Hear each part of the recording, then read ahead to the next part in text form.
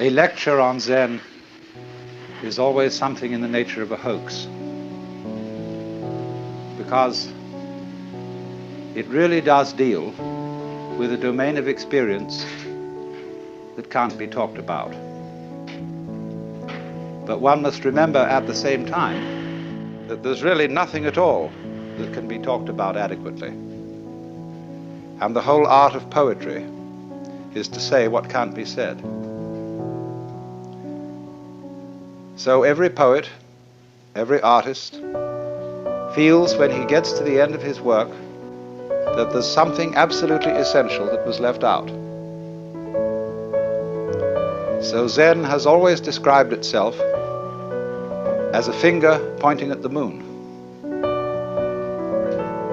In the Sanskrit saying, Tat Tvamasi, that art thou, Zen is concerned with that. That, of course, is the word which is used for Brahman, the absolute reality, in Hindu philosophy. And you're it, only in disguise, and disguised so well that you've forgotten it. But unfortunately, ideas like the ultimate ground of being, the self, Brahman, ultimate reality, the great void, all that is very, very abstract talk. And Zen is concerned with a much more direct way of coming to an understanding of that, or thatness, as it's called, tathata in Sanskrit. So Zen has been summed up in 4 statements. A direct transmission outside scriptures and apart from tradition. No dependence on words and letters. Direct pointing to the human mind and seeing into one's own nature and becoming Buddha. That is, becoming enlightened, awakened from the normal hypnosis under which almost all of us go round like somnambules. It's extraordinary how much interest has existed in Zen in the United States, especially in the years since the war with Japan. And naturally, I've often meditated on the reasons for this interest. I think, first of all, the appeal of Zen lies in its unusual quality of humor.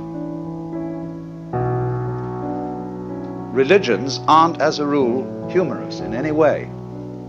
Religions are serious. And when one looks at Zen art and reads Zen stories, it is quite apparent that something is going on here which isn't serious in the ordinary sense, however sincere it may be. The next thing I think that has appealed to Westerners is that Zen has no doctrines. There is nothing you have to believe, and it doesn't moralize at you very much. It's not particularly concerned with morals at all. It's a field of inquiry rather like physics. And you don't expect a physicist to discuss authoritatively about morals, even though as a human being he has moral interests and problems. But as a physicist, he is not a moral authority. Or if you go to an oculist or ophthalmologist to have your eyes adjusted, that is so you can see clearly. And Zen is spiritual ophthalmology. Another thing that appeals very much to Western students about Zen is that they've read their Zen from Suzuki and from some of my writings and from R.H. Blythe. And these people present a rather different kind of Zen from that which you will find today in Japan. They present what is essentially early Chinese Zen, from the old writings ranging from about shortly before 700 AD to 1000 AD. And that Zen has a very different flavor from modern Japanese Zen, And so, of course, many of the people who go to study Zen in Japan disapprove of Dr. Suzuki thoroughly, and also, naturally, of my exposition of Zen, because we don't make a great fetish of studying Zen by sitting. In Japan today, they sit and they sit and they sit. R.H. Blythe asked a Zen master, "What would you do if you had only 1/2 hour left to live?" And he said, "I would do Zazen," which means he would sit like a Buddha here and practice meditation. And Blythe had given him several choices. Would you like to listen to your favorite music? Would you have a dinner? Would you get drunk? Would you like the company of a beautiful woman? Would you take a walk? What would you do? Or would you just go on with your daily business as if nothing was going to happen? In other words, would you wind up your watch? So he was very disappointed in this answer. And he said, "You know, sitting is only one way of doing Zen. Buddhism speaks of the 4 dignities of man: walking, standing, sitting, and lying. And so Zazen is simply the Japanese word for sitting Zen. There must also be walking Zen, standing Zen, and lying Zen. You should know, for example, how to sleep in a Zen way. That means to sleep thoroughly. Zen has been described as when hungry, eat, when tired, sleep. And when the student got that description, he said, "Well, doesn't everybody do that?" And the master said they don't. When hungry, they don't just eat, but think of 10,000 things. When tired, they don't just sleep, but dream innumerable dreams. So in a sense, this sounds like the old Western truism. Whatever your hand finds to do, do it with all your might. But that's not the same thing as Zen. A lot of people like to see if they could sum up Zen in that way. In the Latin motto of the school I used to go to in England, Age dum agis, act when you act, or while you act. There's a famous story which beautifully illustrates the current relationships between East and West. Paul Reps, who wrote, or rather drew, a lovely book called Zen Telegrams, once asked a Zen master to sum up Buddhism in one phrase. And he said, "Don't act, but act." So Reps was simply delighted, because he thought the master had said, "Don't act, but act." And that, of course, would be the Taoist principle of Wu Wei, of action in the spirit of not being separate from the world, realizing so fully that you are the universe too, that your action on it is not an interference, but an expression of the totality. But the master's English was very bad indeed, and Paul Reps had misunderstood him. He had said, "Don't act, bad act." And you know, that is the sort of attitude that all clergy develop over the centuries. You know how it is when you go to church, if you do. So often the sermon boils down to, "My dear people, you ought to be good." And everybody knows that, but hardly anybody knows how. Or even what good is. The fascination of Zen to the West is that it promises a sudden insight into something that is always supposed to take years and years and years. The psychoanalysts, if you're mixed up, they tell you the troubles you've got yourself into over all these years can't be undone in a day. And therefore it will take many, many sessions, maybe twice a week for several years for you to get straightened out. The Christians say that if you embark on a path of spiritual discipline, you get yourself a spiritual director and submit yourself to the will of God, but you may not get into the high states of contemplative prayer for very many years. the Hindus, the Vedanta Society people, the Buddhists also say will require many long years of meditation, very hard concentration, very difficult practice, and stern discipline. And then maybe you will make enough progress in this life to become a monk in your next life. And then you'll make enough progress to enter some of the preliminary stages leading to Buddhahood. But it's all likely to take you many, many incarnations. But when this artist Hasegawa was asked, how does one see into Zen? He said, it may take you 3 seconds. It may take you 30 years. I mean that. And so you see, there is always the possibility that it may take only 3 seconds.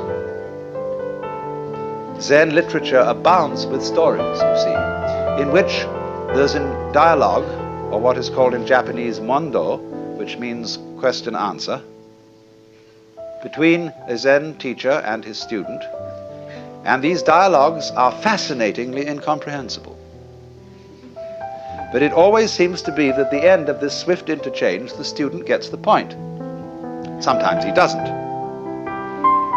I gave a book of these dialogues once to a friend of mine who was deeply interested in Eastern philosophy. He said, I haven't understood a word of it, but it's cheered me up enormously.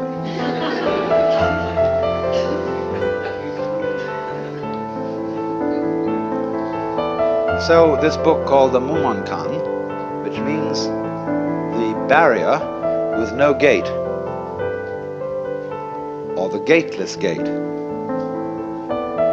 contains such stories as the student, I say student rather than monk, because Zen students are not monks in our sense of the word monk.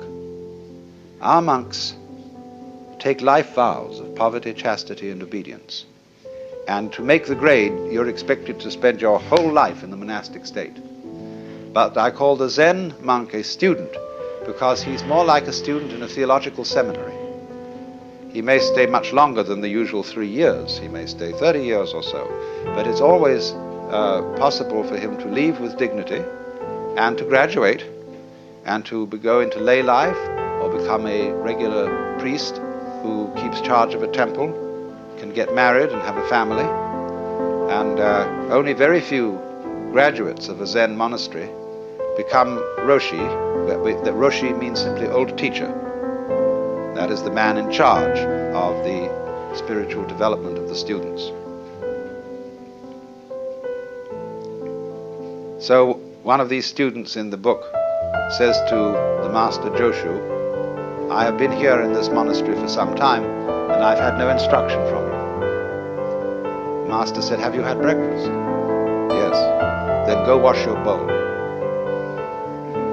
And the monk was awakened. Now you may think that the moral of this story is do the work that's nearest, though it's dull at whiles, helping when you meet them, lame dogs over stiles.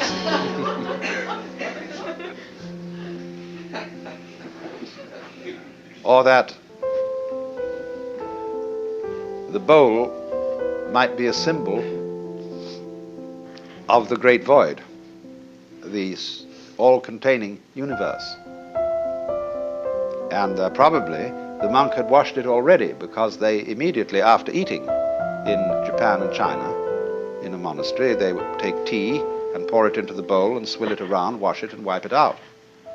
So maybe he had already washed the bowl. And in that case, you might think that the master was saying, don't gild the lily. Don't, to use a real nice Zen phrase, don't put legs on a snake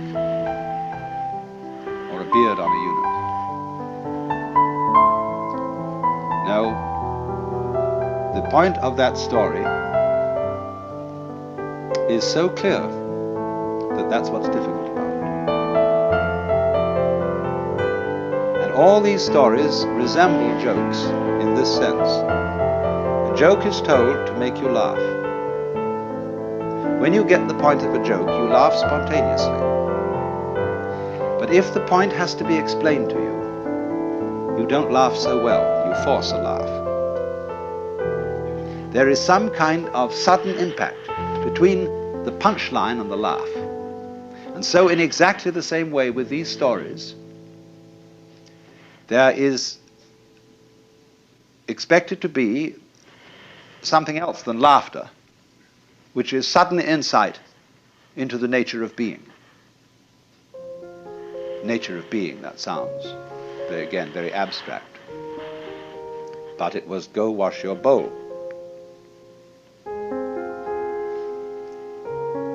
So, another story in this book concerns a master who said, when a cow walks out of the enclosure, the corral, the horns and head, the four legs and the body all get through, but not the tail. How is it that the tail can't get through? And nobody could answer this.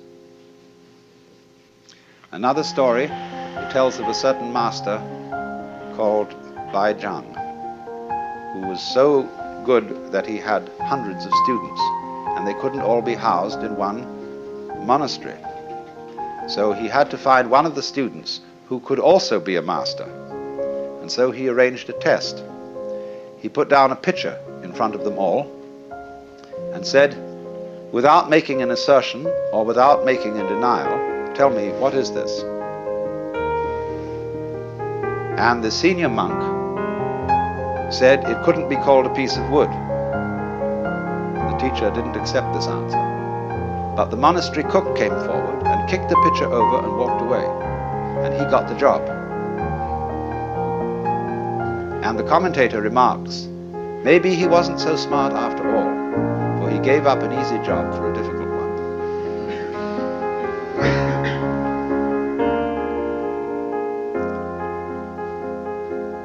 When an inquirer about Zen came to a master, often, they approach a Zen master with a kind of key question. What is the fundamental principle of Buddhism? Or why did the bearded barbarian come from the West? Because Zen is supposed to have been brought into China by a Hindu named Bodhidharma. Bodhidharma is always represented as having a huge bushy beard and very fierce eyes. Now, Bodhidharma always insisted that he had nothing to teach. And so, why did he come? That's one of the fundamental questions. You might say to me, I've often said when I'm giving a lecture, I'm not trying to improve you. I'm not trying to persuade you to a certain point of view. That is to say, like a preacher would convert somebody. In fact, I have nothing to tell you at all. Because were I to presume that I had something to tell you, I would be like a person who picked your pocket and sold you your own watch. So you might say, then why do I talk? You might ask the sky, why are you blue? The clouds, why do you float around? Birds, why do you sing? And we've been busy trying to invent explanations for all this. And so there's this great Zen saying.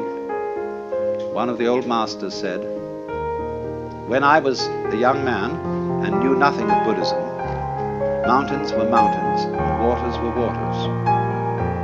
But when I began to understand a little Buddhism, mountains were no longer mountains, waters no longer waters. In other words, when one starts scientific and philosophical inquiries, everything gets explained away in terms of its causes or other things that go with it. Or one sees that all the things in the world,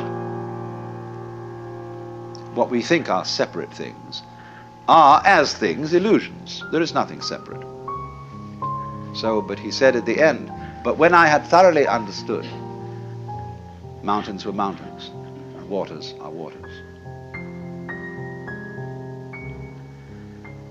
So, This is what's called direct pointing.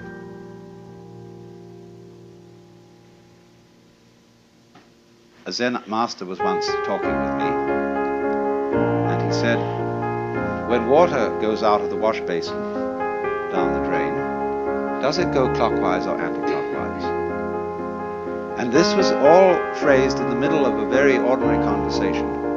And, you know, it just seemed like a speculative question. And I said, oh, it might go either. He said, no, like this. Now he said, which came the first, egg or hen? I said, tuk, tuk, tuk, tuk, tuk. Now, he said, that's the point.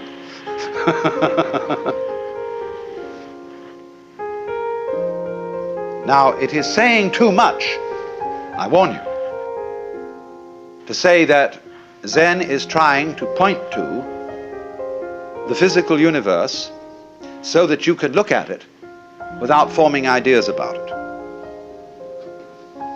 That is saying too much, but it is the general idea. It's in the direction of being the right idea.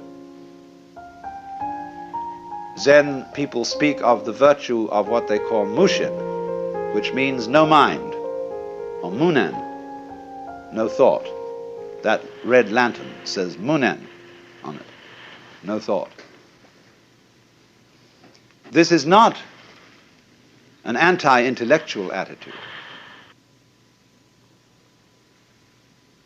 The ordinary simple person is just as bamboozled by thinking as a university professor. You can think intellectually in a no-think way. That's the art. It doesn't mean not to have any thoughts at all. It means not to be fooled by thoughts, not to be hypnotized by the forms of speech and images that we have for the world, not to be hypnotized by them into thinking that that is the way the world really is. So if I say this is a fan, it isn't. To begin with, fan is a noise, and this doesn't make the noise fan. It just whoosh. But it can be many other things than a fan. Back scratcher. Very well.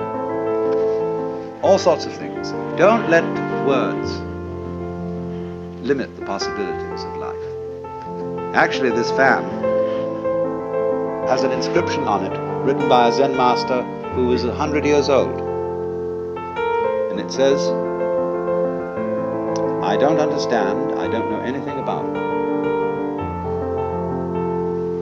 So that goes back to the story of Bodhidharma, that when he first came to China, sometime a little before 500 AD, he was interviewed by the Emperor Wu of Liang.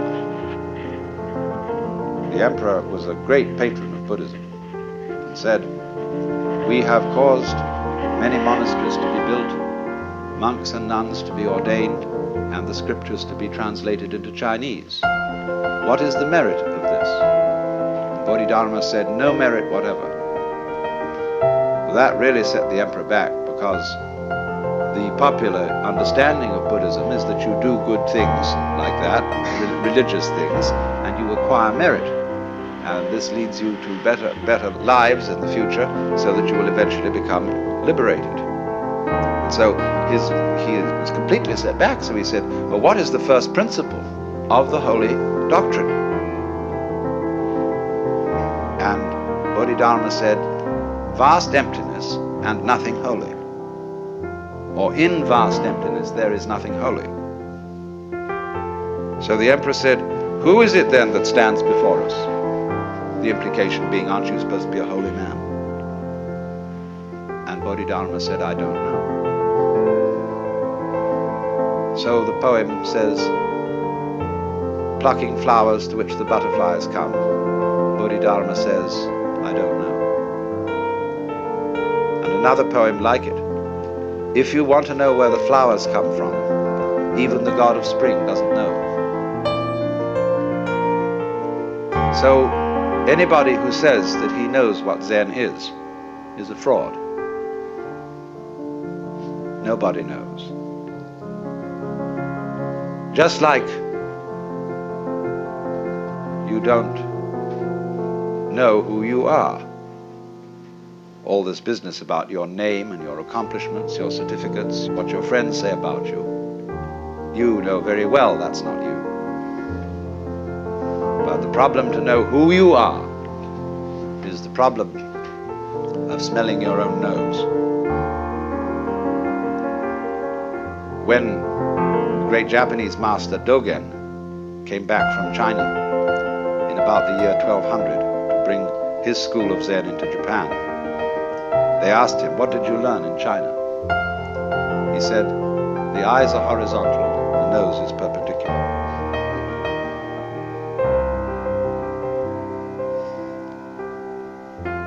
This man went on to write a tremendous book about Zen. They're so contradictory, these people. Don't expect consistency out of a Zen master.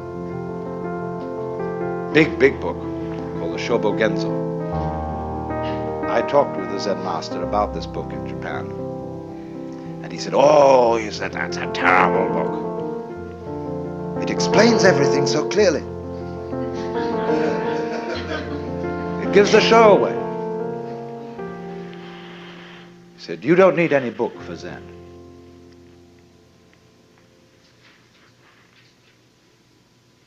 So you see, it is this kind of way of going about things, this method of Zen, that has so fascinated the West.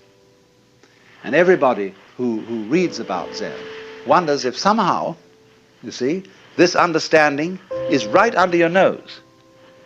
You know how it is, sometimes you get a crowd of people to come into a room, and you put something in the room that's absurd.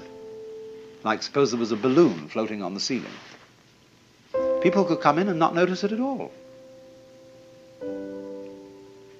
Or, you know, somebody puts on something weird, some kind of a funny necktie or something. And you say to a person, "Well, haven't you noticed?" A woman in a new dress, you know? "Haven't you noticed?" I said, "Well, no, what is it? What? You know, it's right under your nose. They're staring you in the face, but you don't see it." And Zen is exactly like that.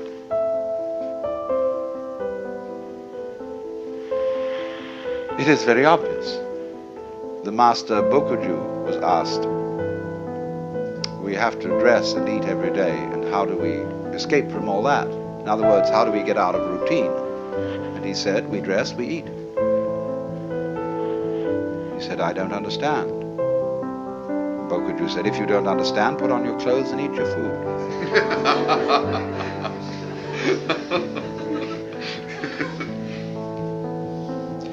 Another Zen master in quite recent times was interviewing a student. You see, all these stories I'm telling you are connected. And what I want you to do is to grasp intuitively the connection. Was interviewing a student, a Western student. And he said, "Get up and walk across the room." He got up and walked and came back. He said, "Where are your footprints?"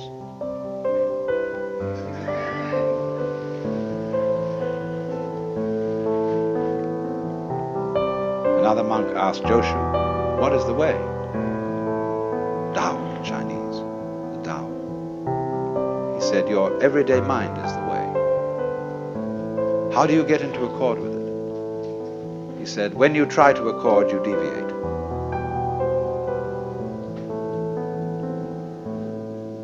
So, here is this extraordinary phenomenon. Now let me say, having presented you with all these fireworks, let me say a few sober things about Zen as a historical phenomenon. Zen is a subdivision of Mahayana Buddhism. And as you know, that is the school of Buddhism which is concerned with realizing Buddha nature in this world.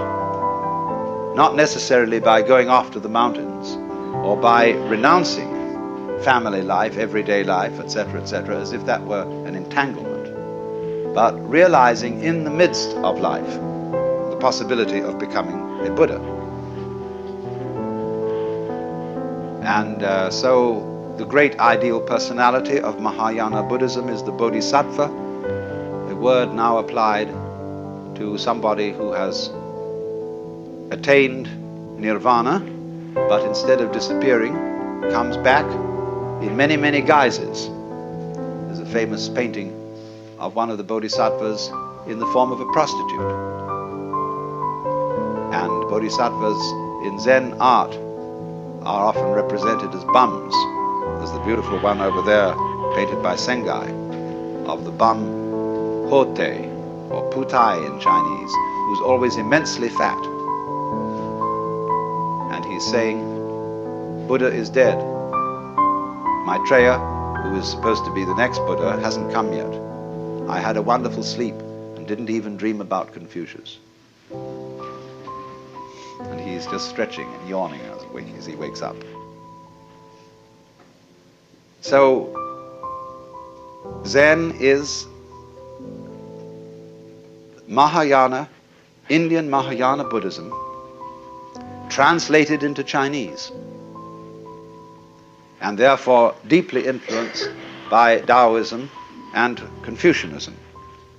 Zen monks brought Confucian ideas to Japan.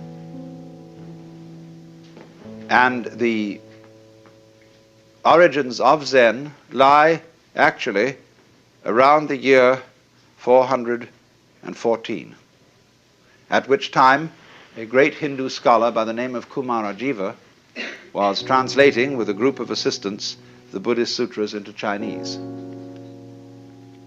One of his students taught that all beings whatsoever have the capacity to become Buddha, to become enlightened, even rocks and stones,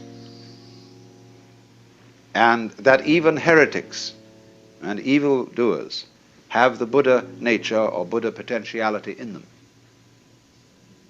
And everybody said he was a dreadful heretic.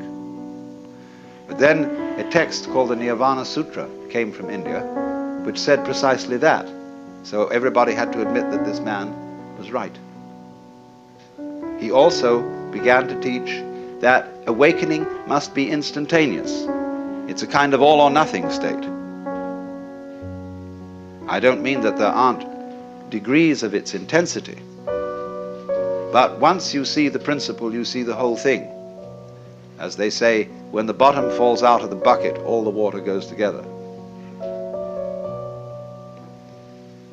Those men then promulgated the way of sudden awakening. Bodhidharma came later, and he is supposed in legend to have been followed by a line of 6 patriarchs, of which he was the first. The second was named Eka, I'm using the Japanese pronunciation, who was formerly a general of the army. Then the third was Sosan, who wrote the Shinjinmei, which is the most marvelous little summary of Buddhism in verse. And so on till they came to Eno, the 6th patriarch. You know perhaps more familiarly his Chinese name, Huineng. He died in 715 AD. He's the real founder of Chinese Zen. The man who synthesized the whole thing and was at least his collected discourses are contained in what is called the Platform Sutra. And any student of Zen should read the Platform Sutra. But Eno really fused Zen with the Chinese way of doing things. And he emphasized very thoroughly, do not think you are going to attain Buddhahood by sitting down all day and keeping your mind blank. Because a lot of those students who practiced dhyana, which is the Sanskrit for Chan, which is the Chinese for Zen, which is in turn Japanese, means meditation, or contemplation perhaps would be a better translation in English. And everybody thought that the proper way to contemplate was to be as still as possible. But according to Zen, that is to be a stone Buddha instead of a living Buddha. Now I can knock a stone Buddha on the head, clunk, and it has no feelings. And so it's a stone Buddha. There was a famous Zen master called Tankar, who went to a little lonely temple on a freezing cold night. And he took the Buddha image, one of the Buddha images off the altar, split it up and made a fire. And when the attendant of the temple came in the morning, he was horrified. Broke at the image, and Tankar took his stick, started raking in the ashes. And the temple priest said, "What are you looking for?" He said, "I'm looking for the sali, that is to say the jewels that are supposed to be found in the body of a genuine Buddha when he's cremated." So the priest said, "You couldn't expect to find sali from a wooden Buddha." In that case, said Tankar, "Let me have that other Buddha for my fire." That's, you see, the difference between living Buddha and stone Buddha. But a person who thinks that in order to be awakened, you have to be heartless, to have no emotions, no feelings, that you couldn't possibly lose your temper or get angry or feel annoyed or depressed, those people haven't got the right idea at all. If that's your ideal, said Eno, you might just as well be a block of wood or a piece of stone. What he wanted you to understand is that your real mind, while all those emotions are going on, is imperturbable. Just like when you move your hand through the sky, you don't leave a track. The birds don't stain the blue when they pass by. And when the water reflects the image of the geese, the reflection doesn't stick there. So, to be pure-minded in the Zen way, or clear-minded is a better way of translating it, is not to have no thoughts. It's not a question of not thinking about dirty things. One great master of the Tang dynasty, when asked, "What is Buddha?" believe it or not, answered, "A dried turd." So it's not that kind of purity. It is purity, clarity, in the sense that your mind isn't sticky. You don't harbor grievances. You don't be attached to the past. You go with it, with life. Life is flowing all the time. That is the Tao, the flow of life. You are going along with it whether you want to or not. You're like people in a stream. You can swim against the stream, but you'll still be moved along by it. And all you'll do is wear yourself out in futility. But if you swim with the stream, the whole strength of the stream is yours. Of course, the difficulty that so many of us have is finding out which way the stream is going. But suddenly, as it goes, all the past vanishes, the future has not yet arrived. And there is only one place to be, which is here and now. And there is no way of being anywhere else, none whatever. If you understand that thoroughly, your task is finished. You then become instantaneous and also momentous. So this was Eno's principle. As I said, he died in 715, and he left 5 very great disciples who taught substantially the same sort of thing. But as things go, then these disciples had disciples, and those disciples had disciples, and there's a genealogy, and Zen broke into what are called 5 houses. And these, some of them didn't go on. Zen went on in 2 main forms. One is called, by the Japanese, Rinzai Zen, after the great master Rinzai, who lived towards the end of the 9th century. And the Soto school comes from another line, and they have a slightly different emphasis. Soto is more serene in its approach, Rinzai more gutsy. Rinzai people use the koan method in Zen study, Soto people don't, at least not in the same way. But this period between the death of the sixth patriarch, Eno, and about the year 1000 is the golden age of Zen. These were the really formative years. And after that, Zen began to decline in China. It became mixed up with other forms of Buddhism, and it suffered the fate of many, many forms of meditation type or yoga type discipline. It got a little bit sidetracked into occult and psychic matters, what are called in Buddhism siddhi, or the development of supernormal powers. For Zen, this is completely beside the point. But it got involved with Chinese alchemy, with Taoistic alchemy, and all sorts of foolishness in that direction. But a very strong strain of Zen went to Japan, the first being in about 1130, the monk Eisai, and then about 1200, the monk I told you about, Dogen, who founded the great, beautiful, gorgeous, voluptuous monastery at Eiheiji, which exists to this day. Now, in this golden age of Chinese Zen, the main method of study was walking Zen rather than sitting Zen.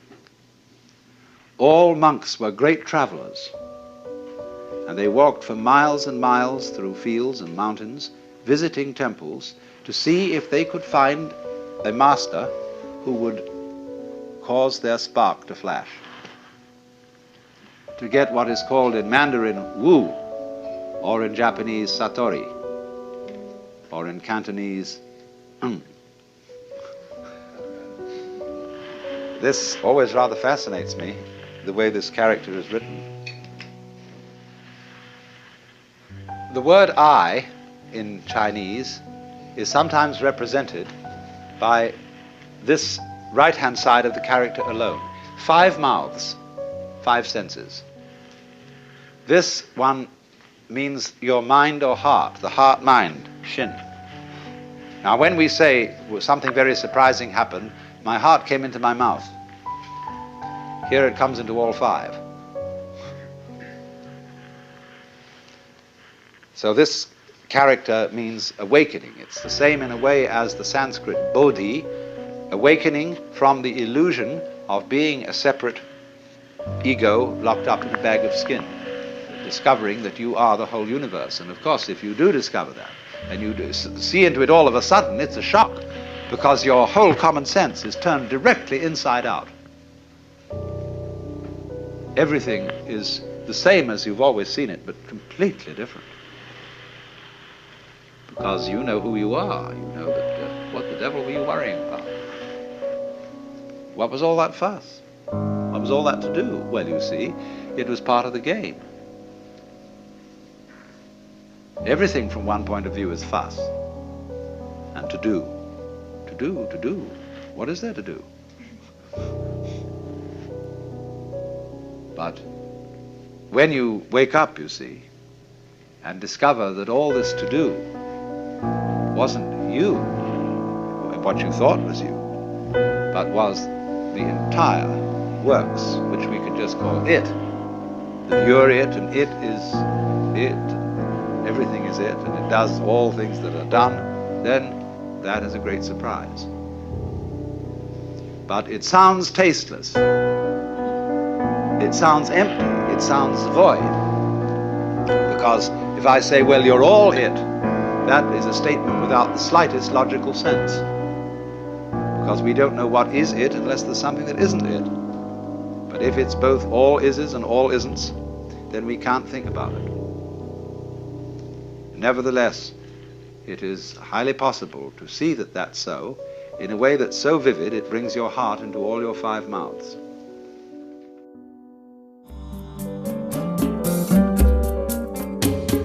Out of Your Mind now continues with the next lecture from the World as Just So lecture series.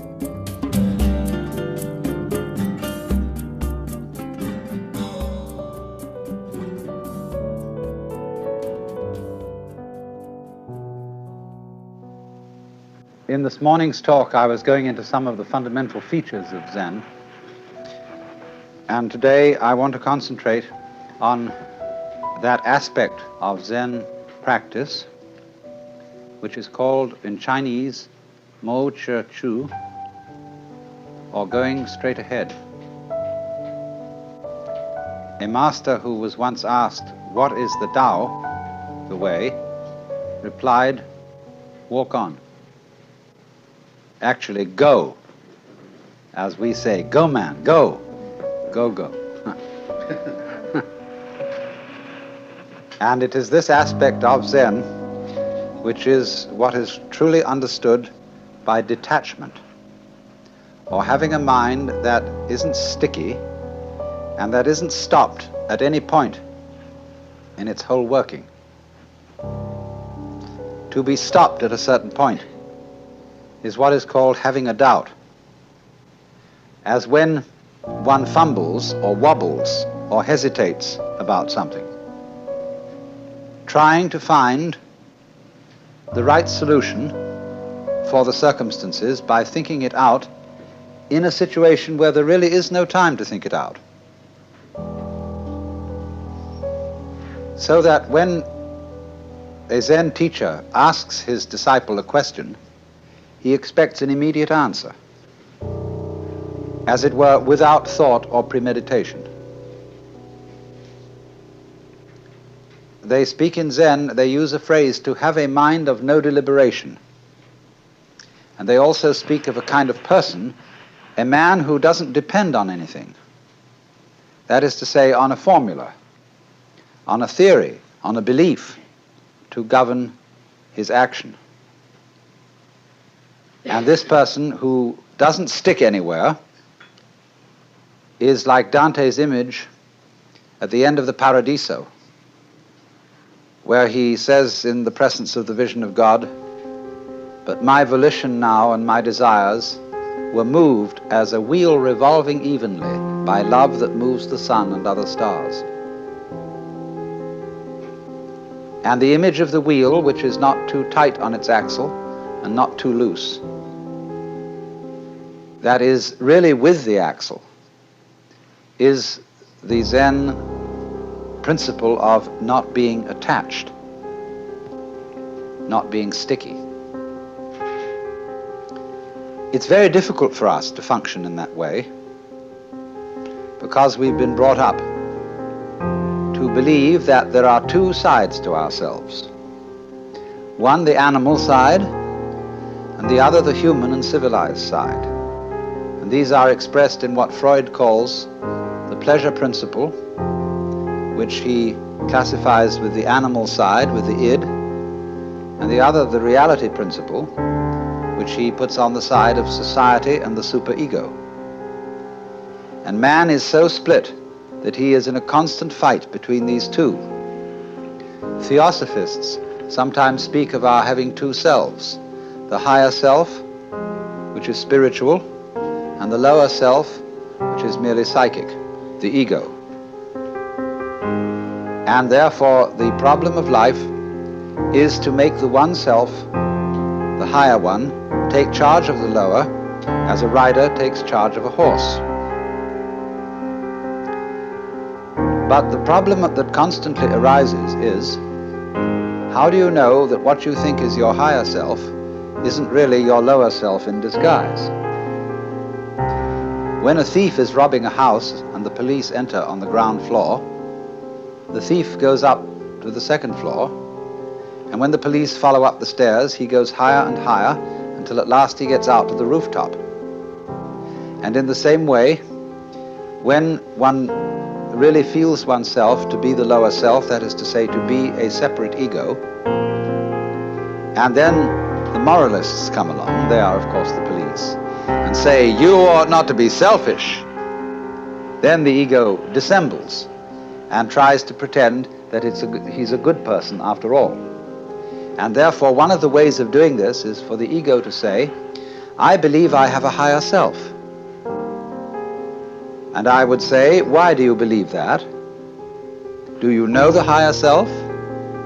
No, if I knew it, I would behave differently. But I'm trying to get there. Well, why are you trying to get there? Well, then the police wouldn't come around. Then the moralists wouldn't preach at me. Then I could feel that I was doing my duty, behaving as a proper member of society. But all this is a great phony front. If you don't know that there is a higher self, and you believe that there is one, on whose authority do you believe this? You say, oh, such and such a teacher, Buddha, Jesus, Shankara, the Upanishads, said that we have a higher self. And I believe it. Catholics sometimes say they believe their religion because they're told to, and they have to be obedient. The Catechism starts out, the Baltimore Catechism, it starts out, we are bound to believe that there is but one God, the Father Almighty, creator of heaven and earth, etc. And they make jokes about the Protestants and say, they don't have real authority in Protestant church because everybody interprets the Bible according to his own opinion. But we have an authoritative interpretation of the Bible. But this always screens out the fact that it is fundamentally a matter of your own opinion that you accept the authority of the church to interpret the Bible. You cannot escape in all matters of belief from opinion. In other words, it must become clear to you that you yourself create all the authorities you accept. And if you create them in order to dissimulate, in order to pretend that your motivations and your character are different, that you would like them to be different, this is the same old principle of the separate self trying to improve itself so that it will live longer or survive in the spiritual world or attain the riches and the progress of enlightenment. And the whole thing is phony. So in Zen, a duality between higher self and lower self is not made. Because if you believe in the higher self, this is a simple trick of the lower self. If you believe that there is no really lower self, there is only the higher self, but that somehow or other the higher self has to shine through, the very fact that you think that it has to try to shine through still gives validity to the existence of a lower self. If you think you have a lower self or an ego to get rid of, and then you fight against it, nothing strengthens the delusion that it exists more than that. So this tremendous schizophrenia in human beings of thinking that they are rider and horse, soul in command of body, or will in command of passions, wrestling with them, all that kind of split thinking simply aggravates the problem. And we get more and more split. And so we have all sorts of people engaged in an interior conflict which they will never resolve, because the true self, either you know it or you don't. If you do know it, then you know it's the only one, and the other so-called lower self just ceases to be a problem. It becomes something like a mirage, and you don't go around hitting at mirages with a stick or trying to put reins on them. You just know that they're mirages and walk straight through them. But if you are brought up to believe yourself split, I remember my mother used to say to me when I did naughty things, she said, "Alan, that's not like you." So I had, some conception of what was like me in my better moments, that is to say, in the moments when I remembered what my mother would like me to do. And so that split is implanted in us all. And because of our being split-minded, we are always dithering. Is the choice that I am about to make of the higher self or of the lower self? Is it of the spirit or is it of the flesh? Is the word that I have received of the Lord or is it of the devil? And nobody can decide. Because if you knew how to choose, you wouldn't have to. In the so-called moral rearmament movement, which is a very significant title, you test your messages that you get from God in your quiet time by comparing them with standards of absolute honesty, absolute purity, absolute love, and so on. But of course, if you knew what those things were, you wouldn't have to test. You would know immediately. And do you know what those things are? The more one thinks about the question, what would absolute love be? Supposing I could set myself the ideal of being absolutely loving to everybody, what would that imply in terms of conduct? Well, you can think about that till all is blue, because you could never get to the answer. The problems of life are so subtle that to try to solve them with vague principles, as if those vague principles were specific instructions, is completely impossible. So, it is important to overcome split-mindedness, but what is the way? Where can you start from if you're already split? A Taoist saying is that when the wrong man uses the right means work in the wrong way. So what are you to do? How can you get off it and get moving? Fundamentally, of course, you have to be surprised into it. Winthrop Sargent,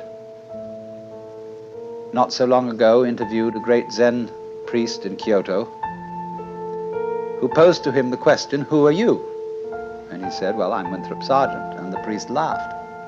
"No," he said, "I don't mean that. I mean, who are you really?" Well, then he went into all sorts of abstractions about his being a particular human being and so on, who was a journalist and so on, and the priest just laughed and said, "No." Then the priest just tossed off the conversation, and a little later made a joke, and Sargent laughed. And he said, "There you are."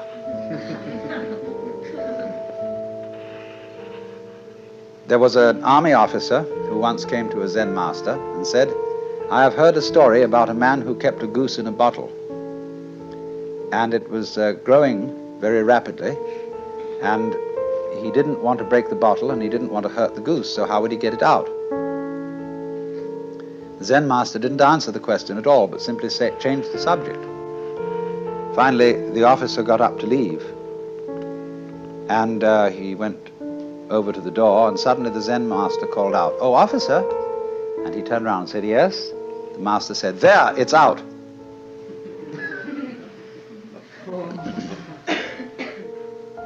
So in the same way, if I say to you, "Good morning," you say, "Good morning." Nice day, isn't it? Yes. Or if I hit you, boom, you say, "Ouch." And you don't stop to hesitate to give these answers and these responses. You don't think about it when I say good morning, unless you're a psychiatrist. What could I be, what could I be meaning? So you respond. So in exactly the same way, that kind of response, which doesn't have to be a deliberate response, a response of a no deliberating mind, is a response of a Buddha mind or an unattached mind. But you must not imagine that this is necessarily a quick response, because if you get hung up on the idea of responding quickly, the idea of quickness will be itself a form of obstruction. Very often when Dr. Suzuki is asked a question, very complicated question, by some philosophy major at Columbia when he's giving lectures there, he's silent for a full minute and then says, yes. And this is exactly as spontaneous a response as it would be if he had answered immediately.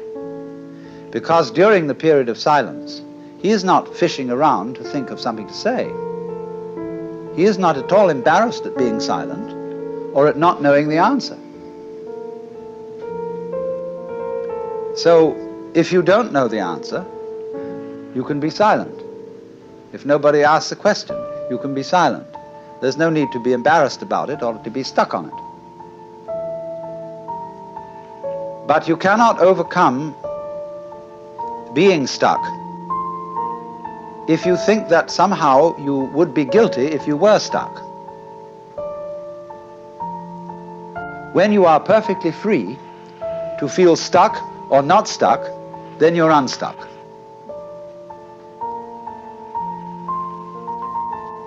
Because actually, nothing can stick on the real mind, and you will find this out if you watch the flow of your thoughts. There is an expression in Chinese which means the flow of thoughts, or what we call in literary criticism, stream of consciousness. And they put the character for thought 3 times. Nyan, nyan, nyan. And so you will notice that thought follows thought follows thought when you are just ruminating. And those thoughts arise and go like waves on the water. All the time, they come and go. And when they go, they are as if they had never been here. So actually, this shows your mind doesn't stick. Really. You can get the illusion of it sticking by, for example, cycling the same succession of thoughts over and over again. And that gives a sense of permanence in the same way as when you revolve a cigarette butt in the dark. You get the illusion of there being a solid circle, although there is only the single point of fire. And it is from this connecting of thoughts that we get the sensation that behind our thoughts there is a thinker who controls them and experiences them. Although the notion that there is a thinker is just one member in the stream of thoughts.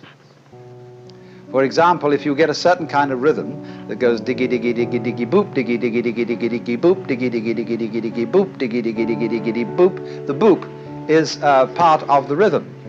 But it can be used as a cue. So you get, in relation to diggy diggy diggy diggy boop, you get thought, thought, thought, thought, thinker, thought, thought, thought, thought, thought, thinker.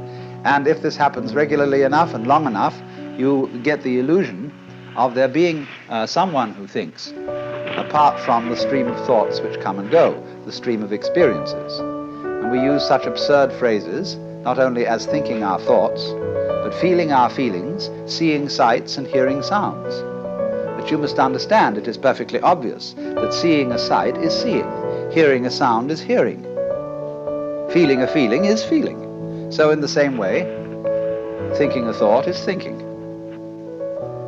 But you get split-minded, you see, and so you get I and me, and the I who ought to or must control me as a sensation of some real entity that stands aside from thoughts and chooses among them, controls them, regulates them, and so on. Actually, this is a way to have one's thoughts not controlled. The more there is this duality of the separate thinker, standing aside from the thoughts, the separate feeler, watching or feeling the feelings, the more the stream of feelings is coaxed into self-protective activity, into getting more and more like a stuck record, the purposes of which are to protect and to aggrandize and enlarge the status of the supposed thinker. When Joshu, who was a Tang Dynasty Zen master, was asked, he had made some reference to the enlightened mind being like a mind of a child. And he said, well, what is the mind of a child? And he said, a ball in a mountain stream. Why? Thought follows thought instantaneously without interruption.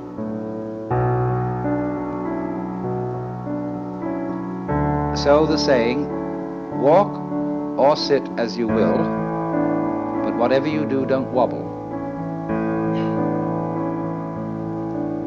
Now, we can see this very clearly from confusions we can get into in activity. I have just said we can see this very clearly from confusions we get into in activity. What kind of a statement is that?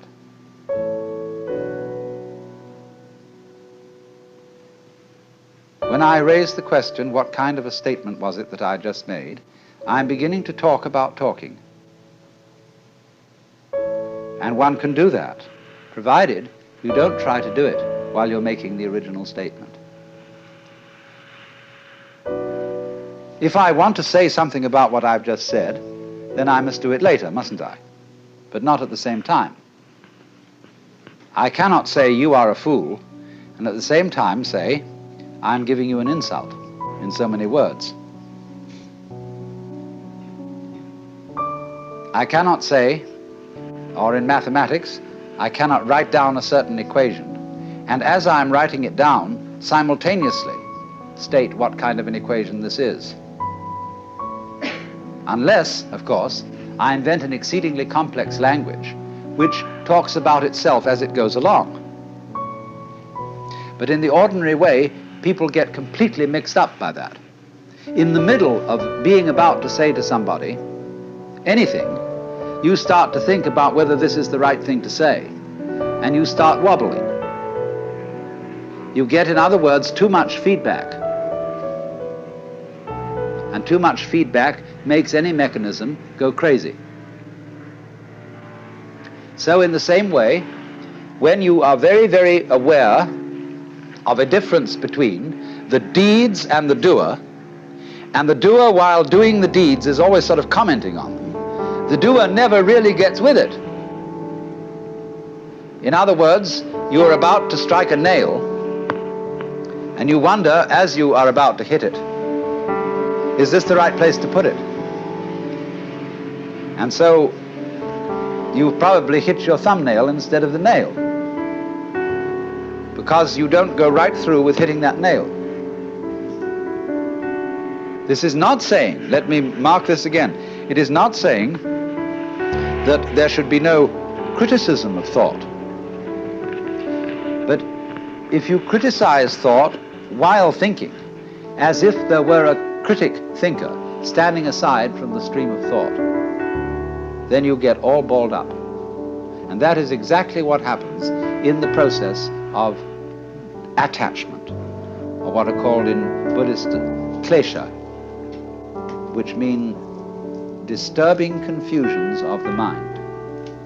And you see, this kind of confusion is something to which the human organism is peculiarly liable, because the human organism has language,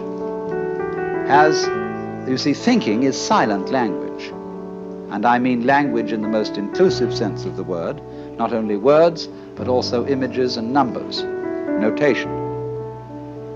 Just because then we can talk about anything, we can talk about talking, we can talk about thinking, we can talk about ourselves, as if we could stand aside and say, said I to myself, said I. All we are actually doing is making a second thought or thought stream which comments on the one that went before, and then pretending that the second stream is a different stream than the first. That's because there are built into our minds all kinds of phony images about memory. We think, for example, of memory by analogy with engraving. In order to remember something, we write it down. And so we have a flat and stable piece of paper, and we make marks on it with a pencil, and they stay there. So we begin to think, is mental memory something of the same kind? Is there something stable upon which the passage of thoughts makes an impression? We say, he impressed me very much. This was a lasting impression on my mind. As if we were tablets. Indeed, the philosopher Locke used the expression tabula rasa, or clean slate, to describe the mind of a child. This is a mind which has not yet collected any memories, as if there were some sort of surface which accumulated these things and preserved them, and that's me. But you see, this superstition is related to a much more ancient superstition, that the world consists of two elements, one of which is stuff and the other of which is form. This is a myth based on a model of the world which is fundamentally ceramic. God formed Adam out of the dust of the ground.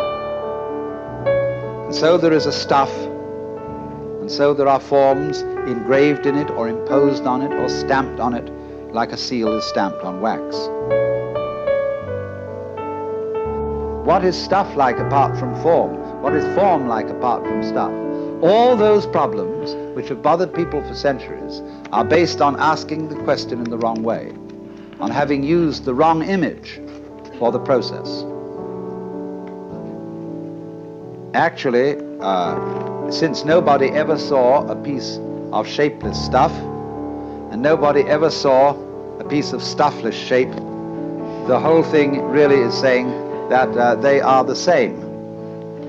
And there isn't any necessity even to think of a difference between them. Even the contrasting words, form and substance, or form and matter, are a nuisance.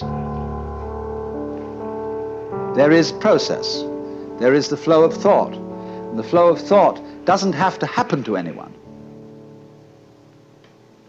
Experience does not have to beat upon an experiencer.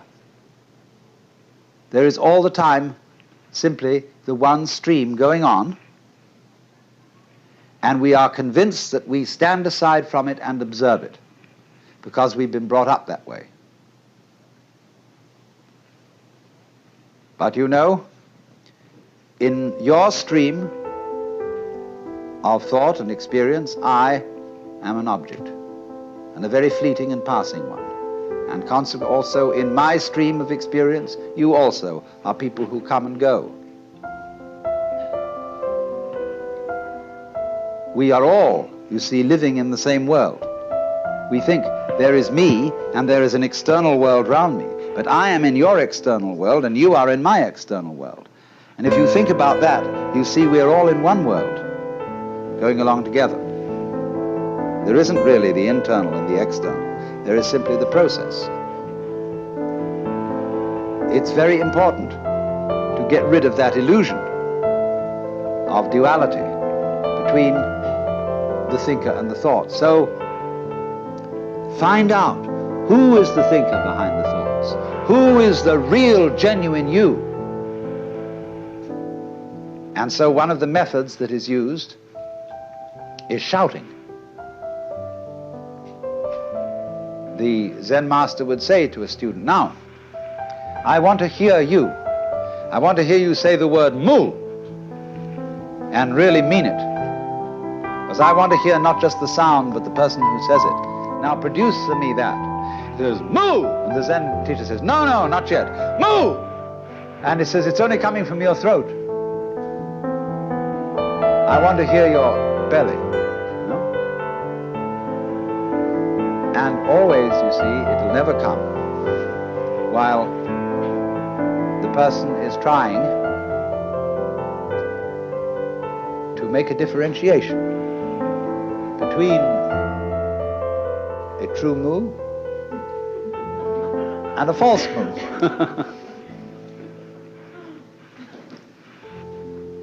To act with confidence, you just do it. But since people are not used to that, it is necessary to set up protected situations in which it can be done. If we just in the ordinary way of social intercourse acted without deliberation, we would get into amazing confusions. As when people say, always speak the truth, never tell a white lie. And they say exactly what is true and what they think about other people. Well, they can raise a great deal of trouble. But the experience of Zen has been that there should be a kind of enclosure in which this kind of behavior can be done until the people are expert in it and know how to apply it in all situations.